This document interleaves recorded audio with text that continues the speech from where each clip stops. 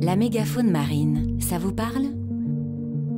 On y regroupe les mammifères marins, les oiseaux, les tortues et les grands poissons.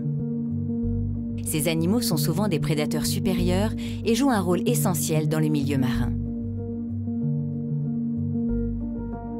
Il est important de suivre la mégafaune marine, notamment afin de pouvoir évaluer, anticiper et limiter les impacts des activités humaines, en particulier avec le développement des parcs éoliens en mer. Les survols aériens effectués en avion sont une méthode efficace pour observer les espèces présentes, leur nombre, leur répartition et voir s'il y a des changements dans le temps. À l'ère du numérique, les observations visuelles faites par des naturalistes embarqués sont de plus en plus remplacées par une prise de vue automatisée. C'est particulièrement le cas lors des survols de parcs éoliens qui nécessitent de voler à plus haute altitude pour des raisons de sécurité.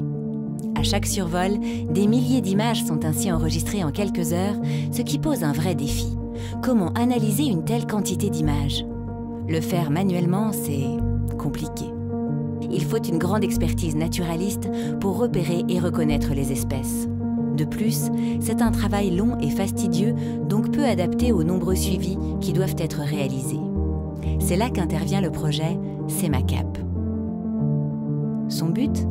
Développer des algorithmes d'intelligence artificielle pour parvenir à automatiser le traitement des images. Après 3 ans de travail, les outils développés permettent déjà 1. D'éliminer les images où il n'y a pas d'animaux, ce qui représente plus de 3/4 des cas. 2. De détecter, localiser et compter chaque animal sur une image. 3. D'identifier directement certaines espèces telles que le fou de basson ou des groupes d'espèces comme les dauphins.